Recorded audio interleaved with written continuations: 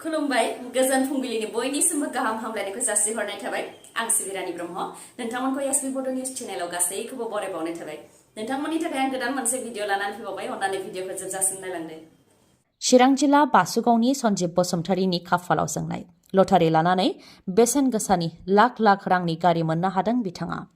50थि अदेबानि सनाथि मायथाइ केन्द्रीय बाथौ फुजा मेला आफादनि बानजायनायाव खुंजानाय लाकी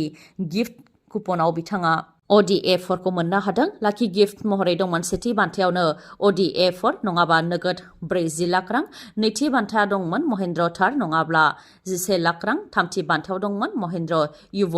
575 DI ट्रेक्टर नङाब्ला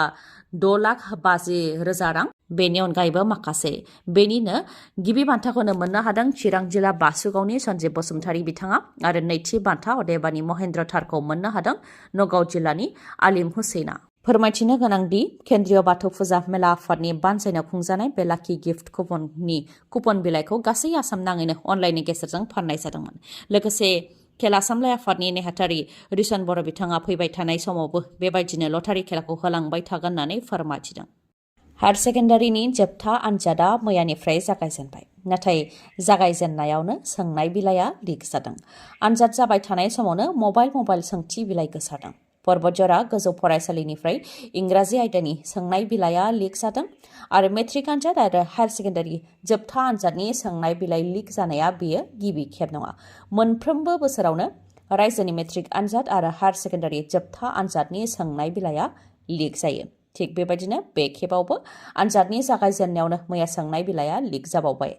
जायनाखि आनजाद मिरुआव हाबनायनि सिगांनो साफा फरायसाफोरखौ गोख्रोङै सिग्रोमनायनि गेजेरजोंसो आनजाद मिरुआव हाबनो होनाय जायो अब्लाबो मोनफ्रोमबो बोसोरावनो सोंनाय बिलाइया लिक जायो बेफोर मा जाहोननि थाखाय जायो थांनाय बोसोरावबो मोनफानि उनाव मोनफा सोंनाय बिलाइया लिक जादोंमोन आरो आनजादखौ माब्लाबा दोनथ'नो गोनां जादोंमोन बा माब्लाबा फावसयनो गोनां जादोंमोन आनजादनि सोंनाय बिलाइया गले लिक जानायखौ होबथानो थाखाय रैखाथि हान्जाजों लोगोसे आनजाद खुंग्रा बर्डआ जेरैबायदि गोख्रों जानो नांगौमोन बेबायदि गोख्रों जायाखै बे फोरमान जादों पर्बतजरा सिनियर सेकेन्डारि स्कुल बासबारिनिफ्राय इंराजि आयदानि सोंनाय बिलाइ लिक खालामनायनि सायाव नायबिजिरनायनि उनाव दायनिगिरि नाजामुल खानखौ उनाव रुपसि पुलिसआ सोंनाय बिलाइ लिक खालामनायनि दायाव हमदों दिनै 13 फेब्रुवारि रन्जन दैमारिजों लोगोसे जायफोर एनडिबि बिथांमोनहा दायनिगिरि फोसावजानाय बिथांमोननि थाखाय सुप्रिम कर्ट अदेबानि जौसिन बिजिरसालियाव दिनै गिबि खेबनि थाखाय हियारिं जागोन जाहाथे मोजां फिथाइ मोननो हायो बेनि थाखाय उदालगुरि जिल्ला बनस' अफिसाव केन्डेल लाइट फोजोंनाय हाबाफारि लादों बिथांमोनहा फोरमायथिदों दि रन्जन दैमारि बिथाङा बर' रायजो राजानि थाखाय सिमां दिन्थिलांदोंमोन बेनिखायनो रन्जन दैमारि बायदि दैदेनगिरिखौ जोंनो नांफिनगौ बेनिखायनो बिथाङा जाहाथे थाबैनो उदां जानानै जोंनि समाजाव फैनानै हारिनि खामानि मावफैनो हायो बेनि थाखायनो केन्डेल लाइट फोजोंनाय हाबाफारिखौ लादों होननानै फोरमायथिदों बनस'निफ्राय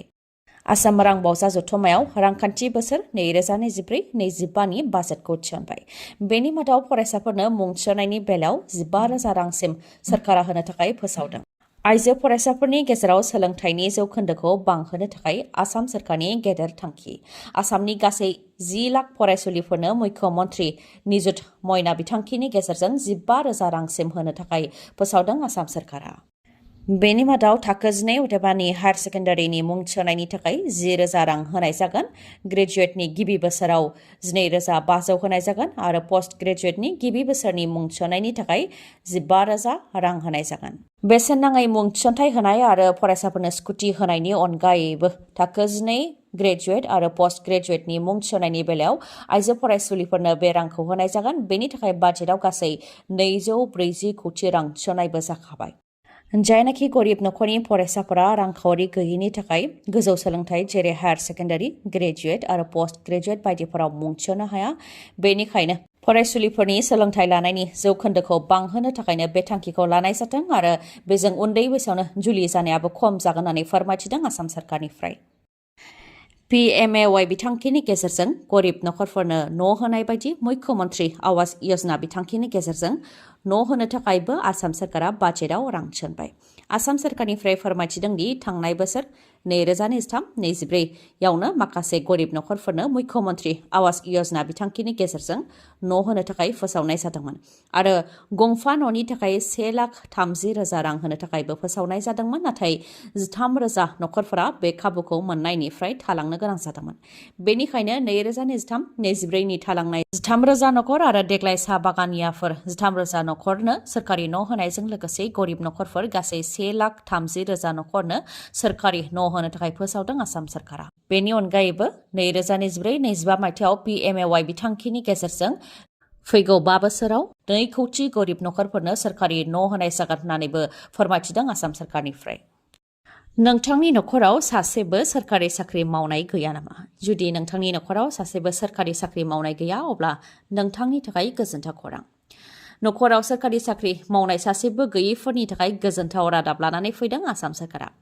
जायनि नखराव सासेबो सोरखारि साख्रि मावनाय सुबुं गैया बिथांमोननि नखरनिया सोरबाफोर सोरखारि साख्रिनि थाखाय आनजाद होयोब्ला बिथांमोननो आलदायै सोरखारनि फारसेनिफ्राय 5% होनाय जागोन। अदेबानि 100 नाम्बारनि सोंनाय बिलाइयाव नोंथाङा सोरखारनि फारसेनिफ्राय 5 नाम्बार आलदायै मोननो हागोन। नखराव सासेबो सोरखारि साख्रि मावनाय गैयैनि थाखाय नखरा जाहाथे गेरेबनानै थानो गोनां जाया बेनि थाखायनो बिथांमोनखौबो गोजौ फारसे लाबोनो थाखाय आसाम सरकारा बे थांखिखौ लादों आरो आसाम सरकारनि बे थांखिजों 2024 मायथाइनि साख्रि थिसननायाव 35,910 सुबुंफोरा साख्रिखौ मोननो हागोन होननानैबो फोरमायथिदों आरो बेनि थाखाय रां बावजा जथुम्मायावबो थिसननाय जाखाबाय। बेनि अनगायैबो जायफोर लाइमोनफोरा अग्निवीरनि थाखाय सायख'जादों बिथांमोननिफ्राय 10% आसाम पुलिसाव थिसननाय जागोन होननानै आसाम सरकारनिफ्राय मिथिहोदों। दान मोनसेनि थाखाय सेक्सन 144 फोसावदों। 12 फेब्रुवारिनिफ्राय 12 मार्चसिम अदेबानि 30 सानसिम दिल्लीयाव सेक्सन 144 फोसावदों। दिल्ली पुलिसा बेखौ होदों। संयुक्त किसान मर्चा, किसान मजदुर मर्चा आरो गुबुन गुबुन आबादारिफोरनि इउनियनजों लोगोसे गुबुन गुबुन आफादफोरा गावसोरनि दाबिखौ लानानै पार्लामेन्ट हाउसनि लांगोनायाव धर्ना होनो थाखाय दिनै हानजा सुरनाय हाबाफारि धर्ना होनाय हाबाफारि लागोन जेराव रोजा रोजा आबादारिफोरानो बाहागो लागोन। बेखौ हेंथा होनो थाखायनो दिल्ली पुलिसा दिल्लीयाव सेक्सन 144 फोसावदों आरो बे सेक्सन 144 नि बायदियै साबानि गोबां सुबुंफोरा थुबुर जानो मोना, धर्ना होनो मोना, ट्रेक्टर बाहायनो मोना, हाथियार बम बायदिसिना लाबोनो मोना, लाउड स्पिकार बाहायनो मोना। धर्ना होनाय हानजा सुरनायजों सुबुंफोरनि धोन सम्पति खहा जानायजों लोगोसे लामा बन्द जानो हागौ जायजों सुबुंफोरा थांलाय फैलायाव गोबां जेंना मोननो गोनां जागोन। बेनि अनगायैबो माखासे समाज बेरेखा सुबुंफोरा दुंहाव थासारि खालामनो हागौ। बेनिखायनो बेफोर जाहाथे जानो मोना बेनिखायनो 1 दाननि थाखाय दिल्लीयाव सेक्सन 144 होनाय जादों होननानै मिथिहोदों। फोरमायथिनो गोनांदि सिगांनि समफोरावबो आबादारिफोरा गावसोरनि दाबिखौ लानानै दिल्लीयाव गोलाव सम धर्ना होनाय हाबाफारि लादोंमोन जेराव गोबां दुंहाव थासारि जादोंमोन आरो गोबां सुबुंफोरानो जिउबो खोमानो गोनां जादोंमोन। बेनिखायनो बे बोसोरावबो जाहाथे फिन बेबायदि जाबावा बेनि थाखायनो 1 दान 12 फेब्रुवारिनिफ्राय 12 मार्चसिम अदेबानि 30 सानसिम दिल्लीयाव दिल्ली पुलिसा सेक्सन 144 फोसावदों। बिटिआरनि हानि जेंनाखौ सुस्रांनो थाखाय दानि बिटिआर सरकारखौ गोसो होनायखौ नुनो मोननाय जादों। गुबुन सानफोराव दाब दाब जायगाफ्राव हानि पाट्टा राननानै होनाय बायदियैनो मैयाबो चिरां जिल्ला राङिजरा गामि ओनसोलावबो गं 194 नखरनो हानि पाट्टा राननानै होदों। बेनि मादाव गंसे फरायसालि दं, गंथाम गिर्जा दङ, गंसे ब्रह्म धोरोमनि थानसालि दङ, गंसे बाथौ थानसालि दङ आरो माखासे नखरफोर होनानै फोरमायथिबावदोंदि बिथांमोनहा थांनाय 1945 मायथाइयावनो हाग्रा ओनसोलाव थाबोदोंमोन नाथाय 2008 मायथाइयाव बिथांमोनखौ मानास नेशनेल पार्कआव सोहरदोंमोन जायनि थाखाय बिथांमोनहा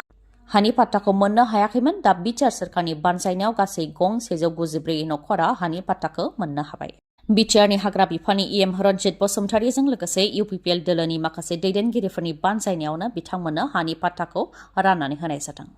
सेन्ट्रेल आर्म पुलिस फर्स CAPF कनस्टेबल GDनि आनजादाव दानिया हिन्दी आरो इंराजिजों आनजाद लिरनो मोननायनि अनगायैबो मोन 13 ओनसोलारि रावजोंबो आनजादखौ लिरनो हासिगोन। मोन 13 ओनसोलारि रावफोरा जाहैबाय एसामिस, बेंगली, गुजराती, माराठी, मालायालम, कानाडा, तामिल, तेलुगु, उड़िया, उर्दु, पान्जाबी, मणिपुरी आरो कनकानी। फैगौ 20 फेब्रुवारिनिफ्राय 7 मार्चनि गेजेराव गासै 128 नोगोरमाफोराव CAPF कनस्टेबल GDनि आनजादा खुंजागोन जायनि गेजेरजों BSF, CRPF, ITBP, SSB आरो माखासे रौनिया हान्जायाव थिसननाय जागोन।